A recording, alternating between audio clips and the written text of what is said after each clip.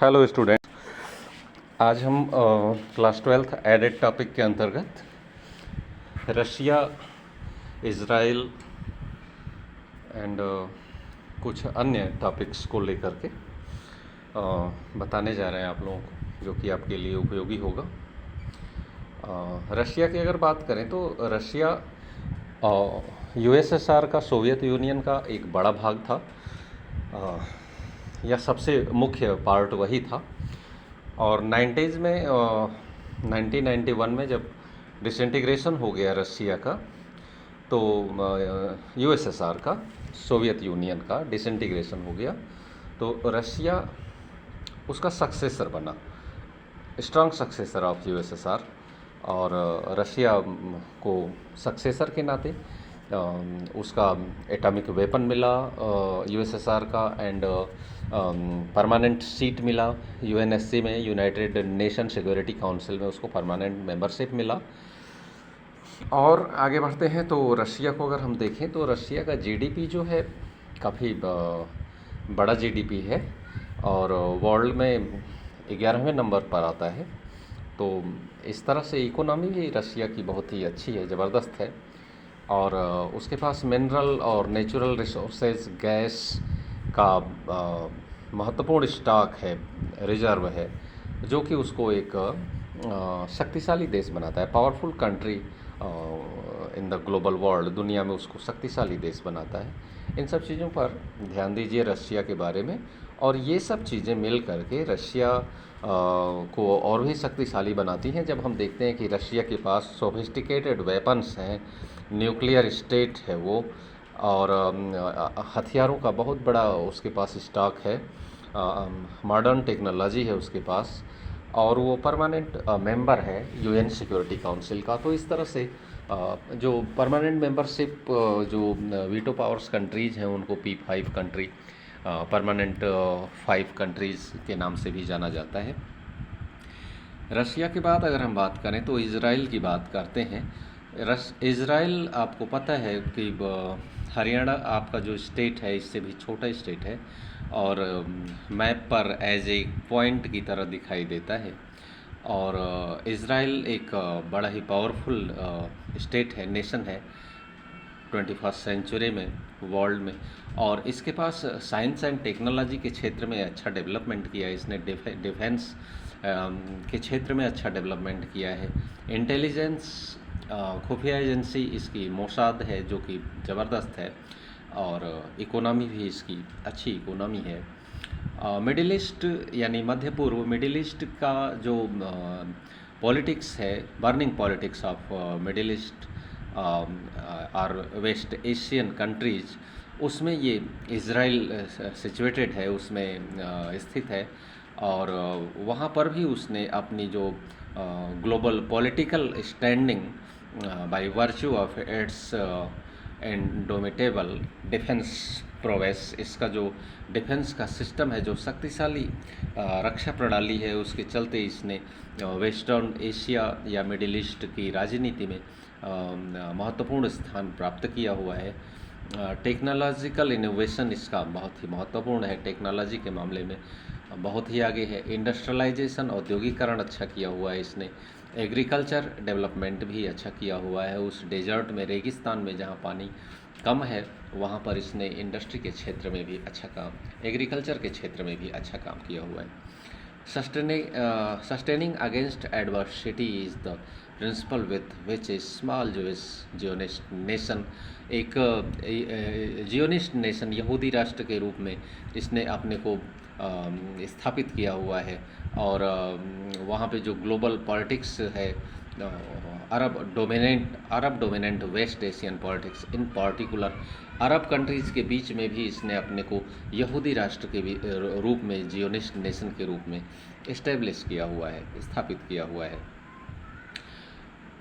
अब बात करते हैं सेकंड बुक जो है, उसमें के जो सब यूनिट्स या एडेड टॉपिक्स हैं, उसकी बात अगर हम करें तो जेपी की बात हम करते हैं, जयप्रकाश नारायण की बात करते हैं, जो कि टोटल रिवॉल्यूशन से रिलेटेड है।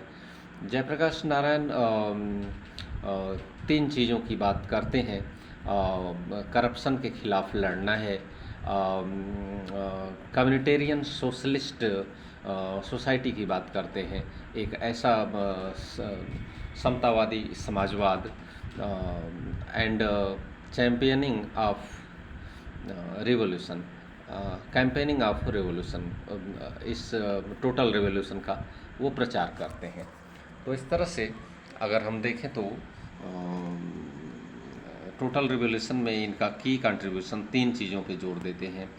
करप्शन के खिलाफ लड़ना है, कम्युनिटेरियन सोशलिज्म जो साम्यवादी समाजवाद की स्थापना करना चाहते हैं, एंड टोटल रिवोल्यूशन की बात करते हैं, संपूर्ण क्रांति की बात करते हैं।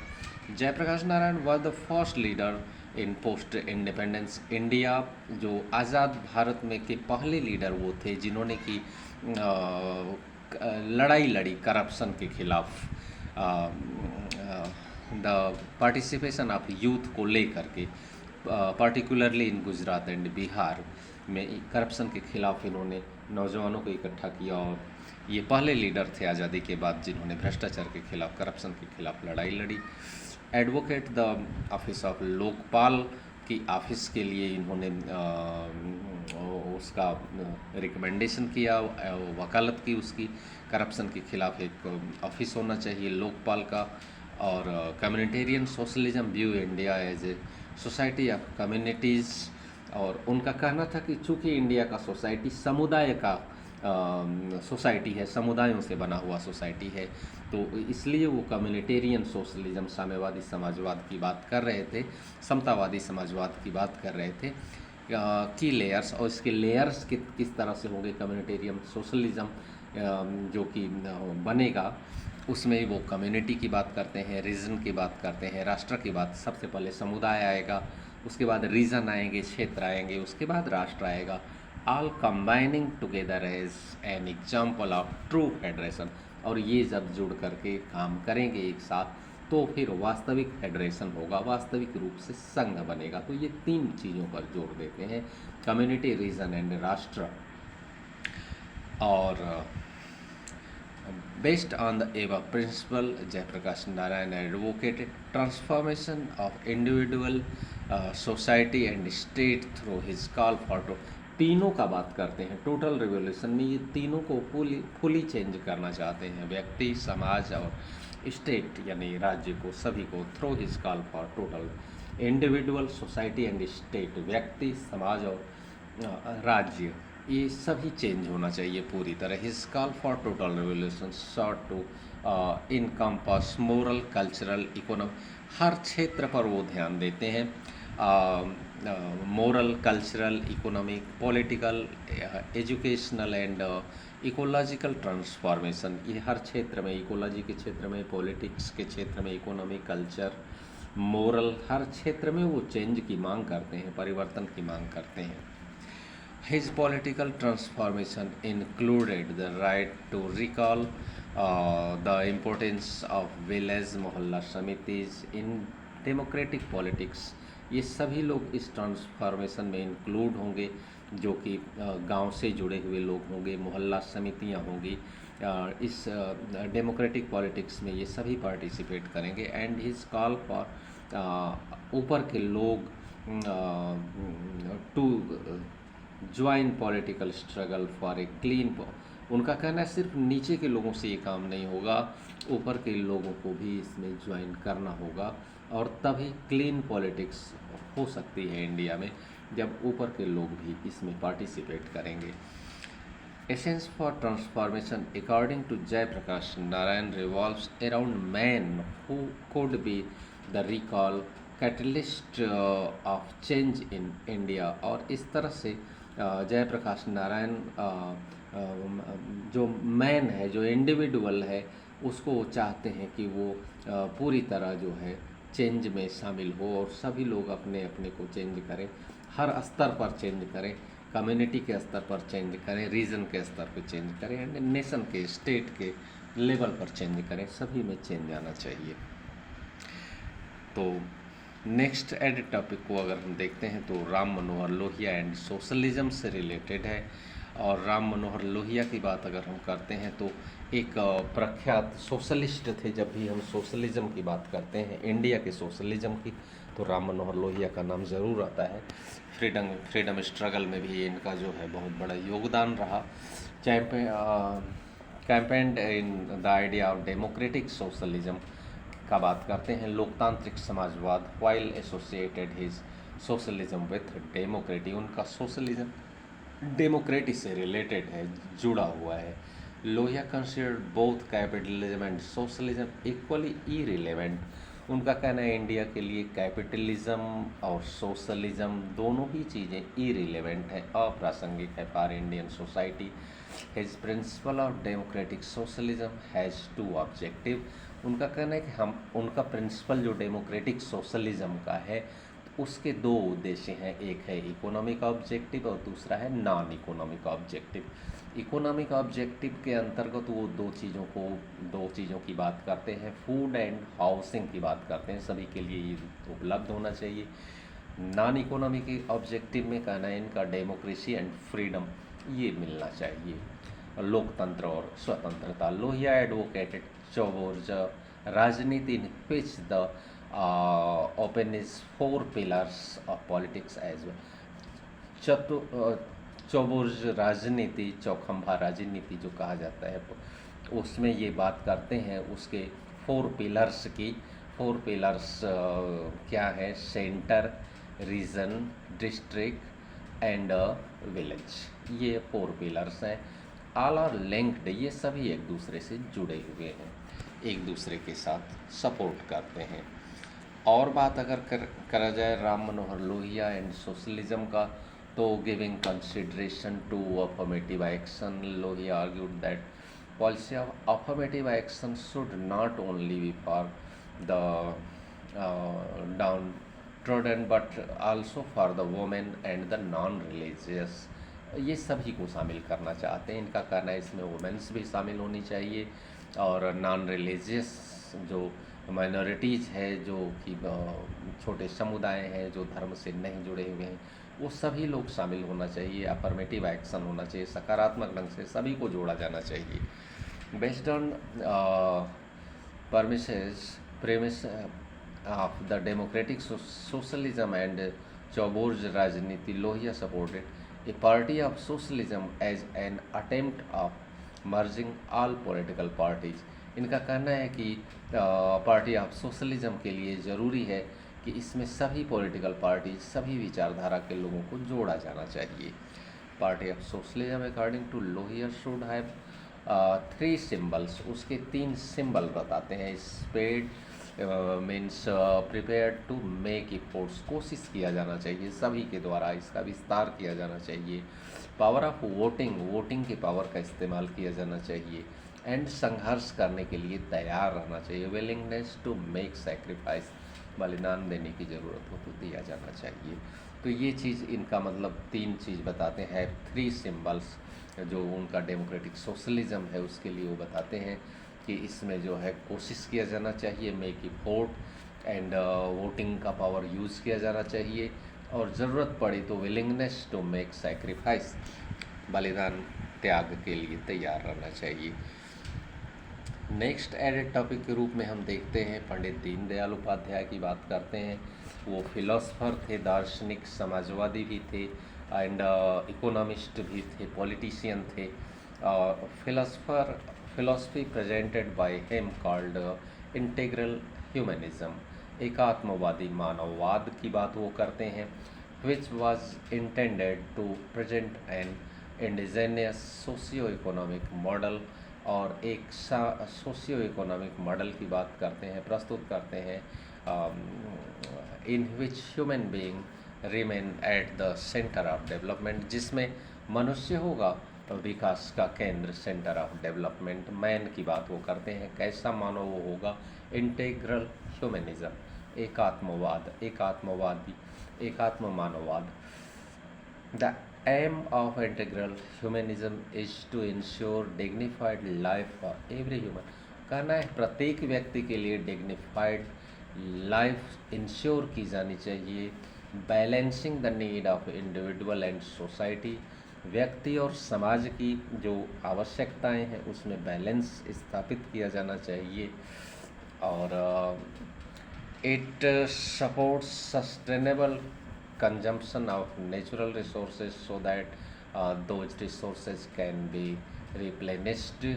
इस उनका इस चीज़ पे भी ध्यान है कि सस्टेनेबल कंजम्पशन होना चाहिए, नेचुरल रिसोर्सेज का अंधाधुंध दोहन नहीं होना चाहिए, और इसका जो है संरक्षण किया जाना चाहिए, और इसको इस मौका दिया जाना चाहिए कि ये रिप्लेनिश्ड मतलब फिर से ये रिचार्ज हो सके। आप यूज़ तो करिए मगर हिसाब से यूज़ करिए। Integral humanism enhance not only political but also economic and social democracy.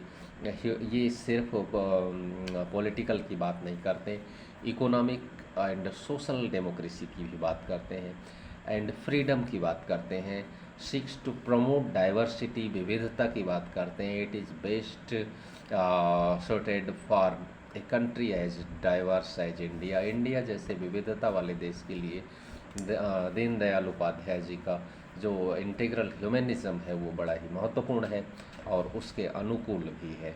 तो इस तरह से ये political, economic, social and freedom सब कुछ चाहते हैं कि हो, और डाइवर्सिटी पर ध्यान दिया जाए, सस्टेनेबल कंजम्पशन यानी नेचर पर भी ध्यान दिया जाए। तो इस तरह से दीनदयाल उपाध्याय जी की ये बातें हैं। और भी ये बताते हैं, the philosophy of integral humanism is based on following 3 principle. Integral humanism का जो 3 बातें हैं, जो इनका जो ये थियरी है, जो प्रिंसिपल है, वो 3 बातों पे। Primacy of whole not part, ये सभी को महत्व देना चाहते हैं, किसी एक पार्ट को लेकर नहीं चलना चाहते।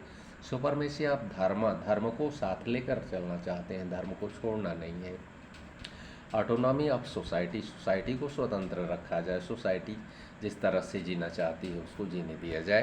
पंडित Deendayal Upadhyaya opposed both western capitalist individualism and Marxist socialism, मार्क्सवाद, पूंजीवाद दोनों का ही वो विरोध करते हैं। उनका कहना है कि ये दोनों ही इंडिया के लिए उचित नहीं है, अनुकूल नहीं है। According to Deendayal Upadhyay, capitalist and socialist ideologies only considered need of the human body and mind. उनका कहना है कि ये कैपिटलिस्ट एंड मार्क्सिस्ट्स जो हैं केवल जो है मनुष्य के शरीर और दिमाग की बात करते हैं, ये स्पिरिचुअल पावर नहीं देते, आध्यात्मिक शक्ति नहीं देते। So they are based on materialistic purpose, ये सिर्फ भौतिकतावादी हैं, सिर्फ पदार्थ पर ध्यान देते हैं। Where spiritual development is equally considered important for the complete development of human. उनका कहना है कि मैटेरियलिस्टिक होने के साथ साथ आपको स्पिरिचुअल भी होना चाहिए, आध्यात्मिक भी होना चाहिए, इस पर भी वो ध्यान देते हैं। इसलिए वो कैपिटलिज्म एंड सोशलिज्म या मार्क्सिस्ट सोशलिज्म दोनों को अपोज्ड करते हैं, दोनों का विरोध करते हैं। Basin his philosophy on the integral consciousness, pure human soul to be called Chitti Deen Upadhyay invest a classless, casteless and conflict-free society, social system। Deendayal ji का कहना है कि एक ऐसा समाज उनको चाहिए जो क्लासलेस हो, वर्ग विहीन, जाति विहीन एंड संघर्ष मुक्त समाज हो, ऐसा होना चाहिए। इस तरह से उनकी फिलॉसफी जो है इंटीग्रल ह्यूमनिज्म का वो इस पर आधारित है। आगे बढ़ते हैं। डेमोक्रेटिक अपसर्जेस की अगर बात करें, कुल मिलाकर डेमोक्रेटिक अपसर्जेस का मतलब ये है कि इंडियन डेमोक्रेटिक सिस्टम में, इंडियन डेमोक्रेसी में किस प्रकार से उभार हुआ, किस तरह से नए नए रुझान सामने आए, लोगों का जुड़ाव कैसे कैसे होता गया। अपसर्जेस, डेमोक्रेटिक का जो उन्नति है जो वो किस तरह से हुआ है। Increasing participation of the people in democratic politics of the country is broadly characterised is democratic upsurges. इसको डिफाइन कर दिया है कि जिस तरह से लोगों का जुड़ाव डेमोक्रेटिक पॉलिटिक्स में हुआ इस देश में, ब्रॉडली कैरेक्टराइज्ड डेमोक्रेटिक अब इस चीज़ को, लोगों के जुड़ाव की प्रक्रिया को, प्रोसेस को हम डेमोक्रेटिक अपसर्जेस कहते हैं। Based on this principle social scientists have characterised 3 democratic upsurge. तो 3 प्रकार का डेमोक्रेटिक अपसर्जेस बताया गया है in post independence history of India. स्वतंत्र भारत के इतिहास में 3 डेमोक्रेटिक अपसर्जेस बताए गए हैं और ये काफ़ी इम्पोर्टेंट है, इसको ज़रूर देख लीजिएगा। इसमें से क्वेश्चन पूछा जा सकता है। First democratic upsurges could be attributed from the 1950s till 1970s। ये शुरू का दौर था 1950 to 70, which based on the participation Indian adult voters, जबकि हमने एक बार में सभी को दिया था universal adult franchise. Democratic politics both had the centre and states, दोनों ही जगहों पर, central level and state level पर यूनिवर्सल एडल्ट फ्रेंचाइजी सभी को दिया गया था। फॉल्सिफाइंग द वेस्टर्न मिथ, और हमने वेस्टर्न मिथ यानी वेस्टर्न लोगों का एक आइडिया था, उसको हम लोगों ने झूठा साबित कर दिया था। दैट द सक्सेस ऑफ, उनका क्या आइडिया था? वेस्टर्न आइडिया ये था कि डेमोक्रेसी का सक्सेस के लिए requires modernisation, urbanisation, education and access to media. उनका मानना था कि डेमोक्रेसी का सक्सेस तभी हो सकता है जब मॉडर्नाइजेशन हो, आधुनिकीकरण हो, शहरीकरण हो, एजुकेशन हो एंड मीडिया पावरफुल हो, सभी जगह पहुंचता हो। The successful holding of election on to both and Lok Sabha legislative assembly all across state on principle of parliamentary democracy were the testimony of India's first democratic upsurge। किंतु हमने ये दिखा दिया वेस्टर्न कंट्रीज़ को कि हमारे यहाँ भले ही एजुकेशन, मॉडर्नाइजेशन, अर्बनाइजेशन में कमी रहा हो, किंतु हमने सक्सेसफुली इलेक्शन होल्ड किया लोकसभा एंड लेजिस्लेटिव असेंबलीज के लिए, हर जगह पे, हर स्टेट में, और पार्लियामेंट्री डेमोक्रेसी के प्रिंसिपल के आधार पर। और इंडिया फर्स्ट डेमोक्रेटिक अपसर्जेस ये था, इंडिया का पहला डेमोक्रेटिक अपसर्जेस था कि वेस्टर्न मिथ को हमने झूठा किया था, उसको गलत साबित किया था, और हमने डेमोक्रेटिक इलेक्शन हेल्ड किया था यूनिवर्सल एडल्ट फ्रेंचाइजी के आधार पे। During the 1980s the increasing political participation of the lower, ये सेकेंड डेमोक्रेटिक अपसर्जेस 1980s से शुरू होता है, 1980s के डिकेड में शुरू होता है। लोअर क्लासेस का पार्टिसिपेशन बढ़ता है। SC, ST and OBCs has been interpreted as second democratic upsurges by Yogendra Yadav. Yogendra Yadav इस बात को बताते हैं कि ये सेकेंड डेमोक्रेटिक अपसर्जेस था, जबकि इन SC, STs एंड OBCs का पार्टिसिपेशन पॉलिटिक्स में बढ़ा है 1980 के बाद से। This participation has made Indian politics more accommodative and accessible for these classes. In classes के लिए जो SC, ST, OBCs थे, इनके लिए राजनीति में जगह बनने लगी थी, ये उसमें भागीदारी करने लगे थे। although this upsurge has not made any major change in the standard of living, ऐसा नहीं है कि इन लोगों के स्टैंडर्ड ऑफ लिविंग में बहुत बड़ा चेंज आ गया हो अचानक से, किंतु कुछ चीज़ें तो आ ही गई थी। Specially Dalit the participation of these classes into organisational and political platform इनको मिला था। Gave them opportunity to strengthen, उनको शक्ति को प्राप्त करने का अवसर मिला था। Their self respect and ensure empowerment in the democratic politics of the country.